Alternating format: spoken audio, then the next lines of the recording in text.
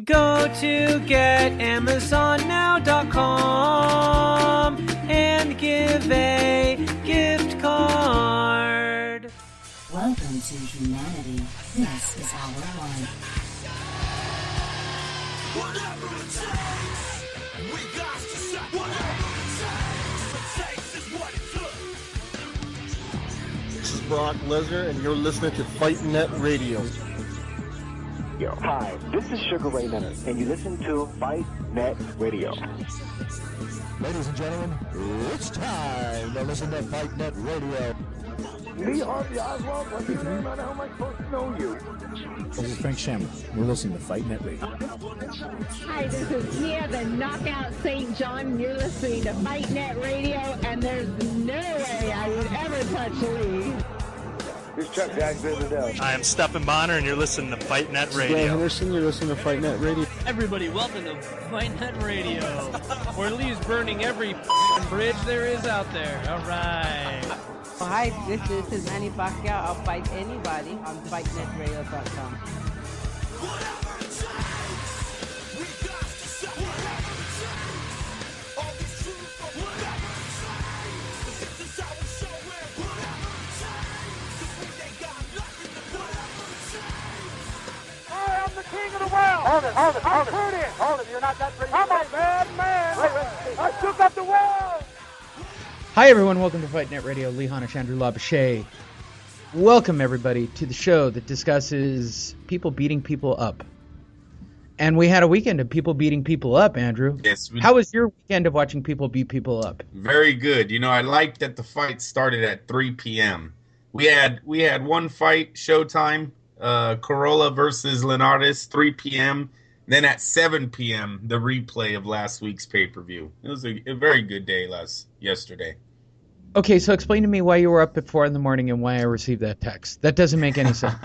Well, I got children, Lee. I'm up about every 2 hours during the night. Even if I don't actually get up, you know, I let Christina get up to take care of the babies, I'm still up. So, yes. You're a beast.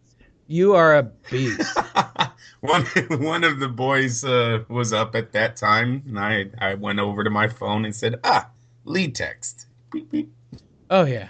And I came in around 3 o'clock or so. For those that are listening, I'm in Vegas. I was speaking here in town locally on a marketing thing for the day job. And there was a buzz all over this place about boxing. No, not really. I mean, that would be cool, right? People were just talking on the streets about boxing everywhere I went. Boxing. I mean, people couldn't stop talking boxing with me. No, not true. No. Not true. Like, if it had been a barn-burning fight of all time, like the greatest boxing ever, we wouldn't have known here in Vegas. What about Raider talk? This town is all about March Madness. Not about the Raiders?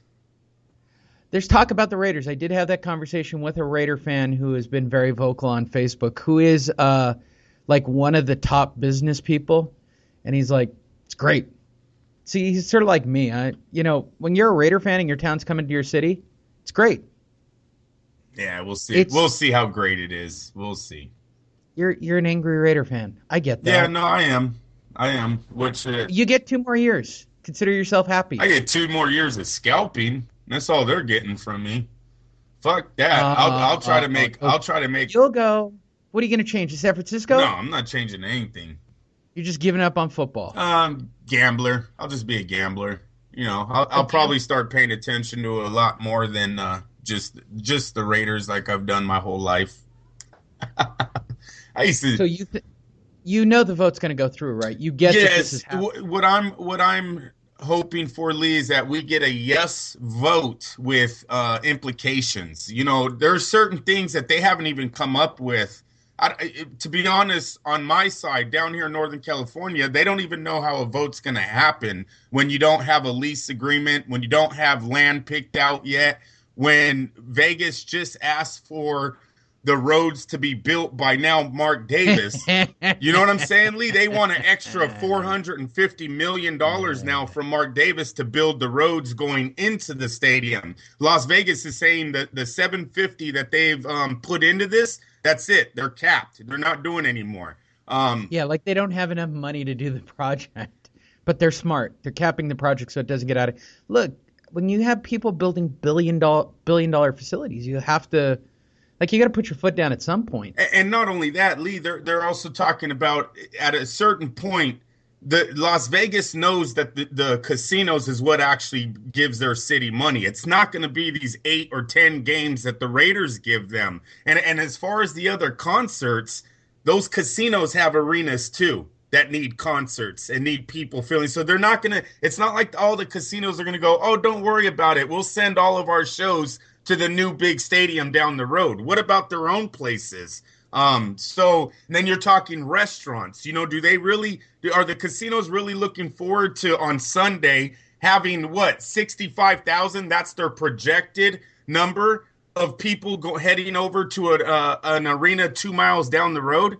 We will see how it goes. I'm not happy. Lee, I'm going to tell you why I'm not happy. He's selling out our team. He's using our team's brand to make himself money, and that's great and all, but he's literally giving up everything that the Raiders have here in Oakland. We're talking home field advantage. It will never again be. I know they're saying a decade from now, there's going to be a lot of Raiders in Las Vegas. A decade from now, let me give you people a history lesson.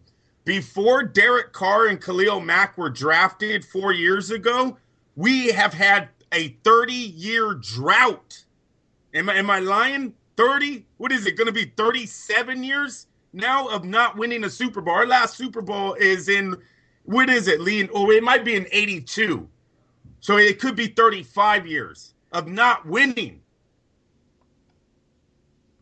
Yeah. You know, they talk about, oh, the Raider Nation, they're going to fly into Vegas. We have some of the cheapest tickets in Oakland. Yes, you do.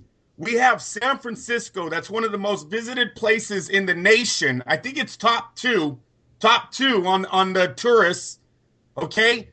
Why is the stadium, Lee? Why is it tarped if we have such a big Raider Nation that flies in from everywhere?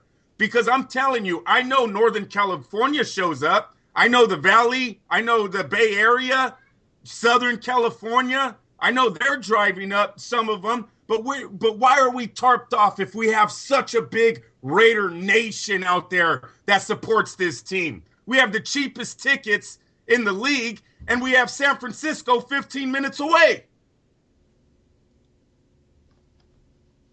I understand your anger. It's a total sham. I don't know. I don't get it, Lee. The numbers don't add up. Mark Davis is going to put him – people don't understand. This thing is at $1.9 billion right now, and that's without the infrastructure cost. This new cost, see, Adelson, the first casino boss that was going to get involved with this, he told Las Vegas, I will pay the $900 million to do the roads. Don't worry about it. But when he dropped out, that left a $900 million gap in Las Vegas saying we're not taking it up. They want, if at the very least, they want half from Davis, and that's an extra $450 million that Davis has to come up with. So we're at $1.9 billion already. Lee, you know how much money Mark Davis is throwing in? His own money of a $1.9 billion debt. He is throwing in $300 million. Wow. That's what he's investing to become a billionaire. It's a sham. Someone's getting worked here, and I think it's Las Vegas. Listen, this is what I'm scared about, and then we'll get off of this subject, Lee, but I got to get this out there. Sure. If they voted yes, okay, we all know that the NFL has never liked Al Davis, and they really don't like Mark because he's a little fish in a big pond. They don't like these type of people. This guy is not even he makes $40 million a year. Seriously, that's it. They've all said it out here. If he goes out there and fails, Bank of America will take the loan. In that case, the NFL has told Bank of America, we will back that loan up if Davis defaults, and we'll buy the team back. Oakland is going to become the new LA. See, Oakland's the fourth market, right? Oakland has Silicon Valley. Oakland has billionaires right there ready to spend. Billionaires. That becomes a new bid at starting at 2.5 billion. This is what I'm scared about.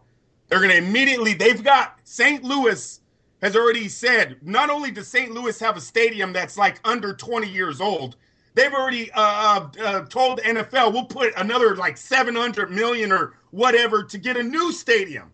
They were going to build the Rams 2 stadiums in under 20 years. So you have St. Louis ready. You have Oakland.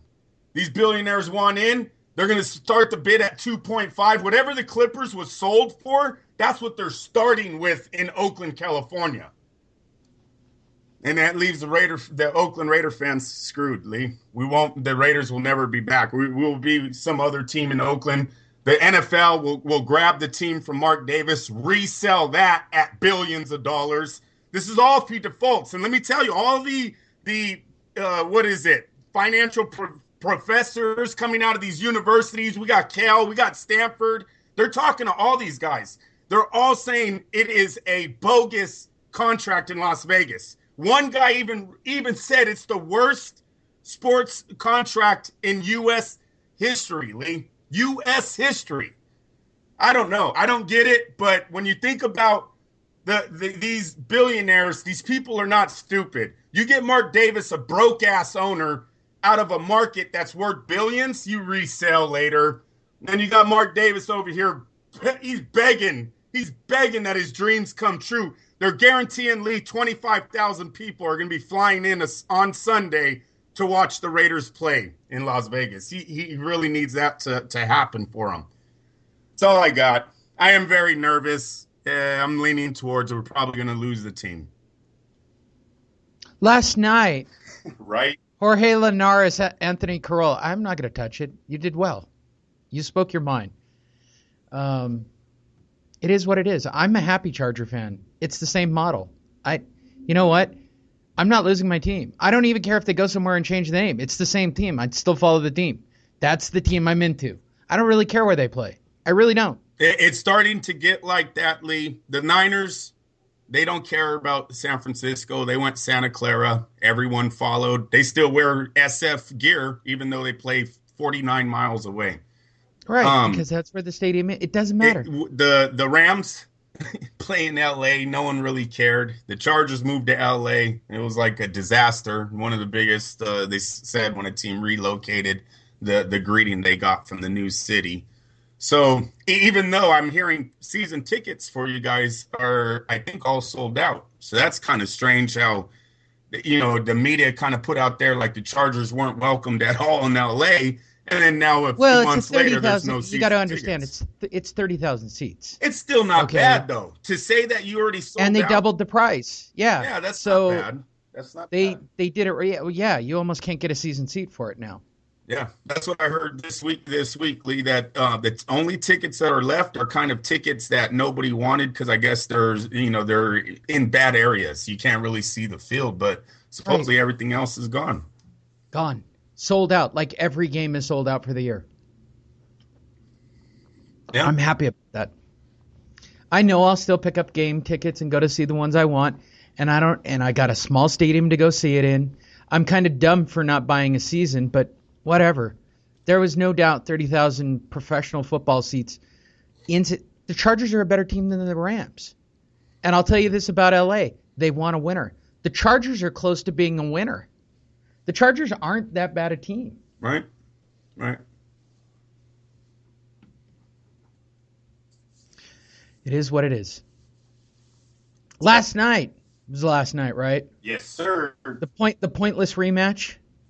It was pointless, right? You're right. Yeah. No. Let's cover it. WBA World Lightweight Champion Jorge Linares put on an absolute clinic by literally dismantling Anthony the $1 Million Crolla in what many saw in Manchester, England. I mean, it is what it is. It's a unanimous decision. Everybody scores at 118-109. It's exactly what it appeared to be. It was the same fight. You know that, Lee? Yeah, right. Why would it be different this time? They brought it back because Everyone enjoyed the first fight. Everyone there, they probably sold out the arena. At least it looked that way.